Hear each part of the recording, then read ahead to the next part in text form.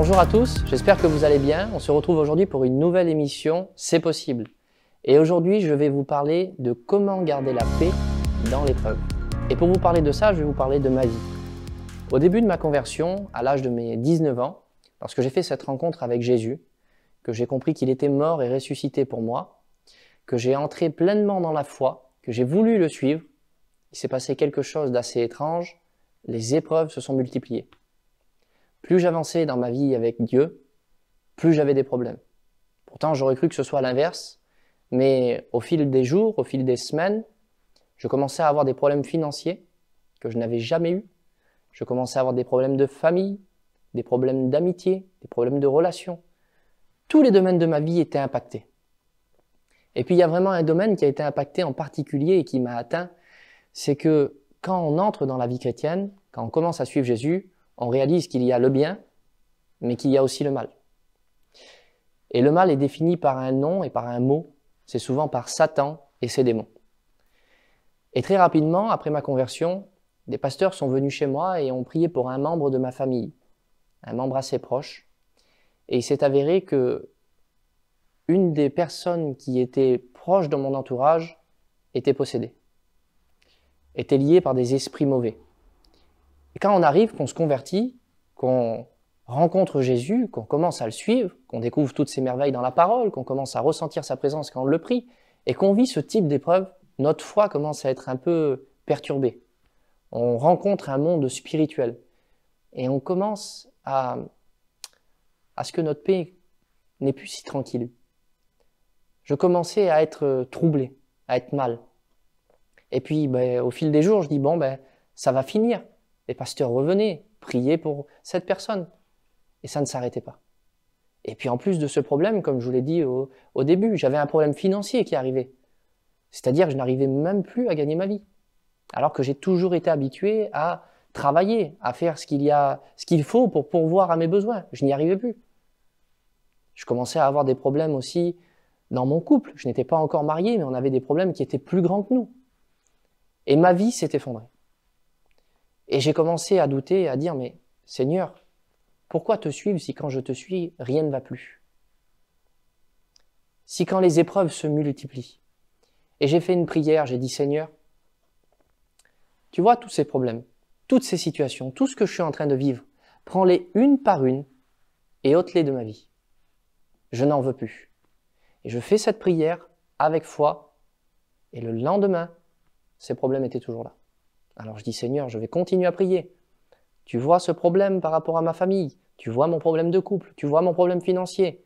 Et le lendemain, les problèmes étaient encore là.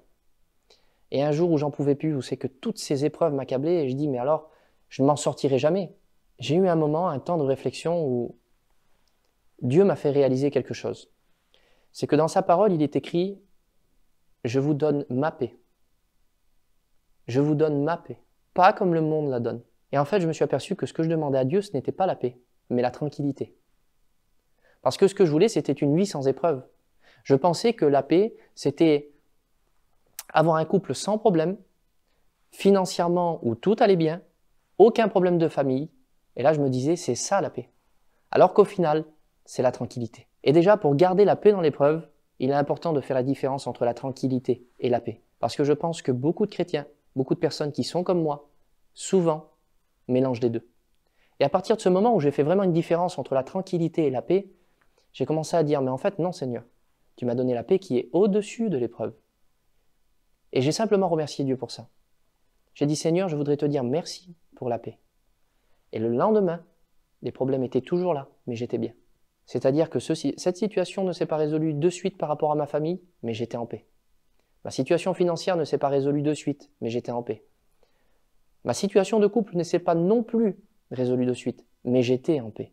Et vous voulez que je dise, pendant toute cette période où c'est que j'ai eu ces épreuves qui sont venues sur ma vie, et que j'ai eu la paix, ça n'a pas empêché à Dieu de transformer le mal en bien. C'est-à-dire que cette personne de ma famille qui était prise par un esprit mauvais, aujourd'hui elle est libre. Ces situations financières où j'avais du mal, aujourd'hui je suis aussi libre financièrement. Mon couple où j'avais beaucoup de difficultés, je suis aussi libre aujourd'hui. On est bien. Et la seule chose, c'est que on ne pourra jamais empêcher les épreuves de venir sur nos vies. Mais par contre, on peut bien les vivre. Et c'est pour ça que j'aimerais te dire aujourd'hui, ne perds pas ton temps à regarder ces choses-là. Ne perds pas ton temps à essayer de te créer une vie tranquille, mais plutôt va prendre la paix que Dieu t'a donnée. Va prendre la paix qu'il a mis dans ton cœur. Apprends à vivre avec, malgré les circonstances. En réalité, j'ai tout fait moi-même ma paix. J'ai tout fait moi-même ces choses-là. Et c'est vraiment ce conseil que je veux te donner pour ta vie. C'est fais une différence entre la paix et la tranquillité. Et tu peux aujourd'hui être en paix en acceptant ce que Jésus a fait pour toi. Philippiens chapitre 4 et verset 6. Ne vous inquiétez de rien, mais en toute chose, faites connaître vos besoins à Dieu par des prières et des supplications, avec des actions de grâce. Verset 7. Et la paix de Dieu qui surpasse toute intelligence gardera vos cœurs et vos pensées en Jésus-Christ. Les promesses de Dieu pour nos vies ne sont pas toujours une vie de tranquillité. Mais une chose qui est sûre, c'est que c'est la paix. Aujourd'hui, je t'invite à ne t'inquiéter de rien, à faire connaître tous tes besoins à Dieu, qui attend qu'une chose, c'est que tu lui parles et que tu places tes problèmes, tes difficultés, tout ce qui veut te faire souffrir entre ses mains. Il est celui qui a ton passé, ton présent et ton avenir. Le conseil que je te donne, c'est fais-lui confiance et garde la paix. Amen.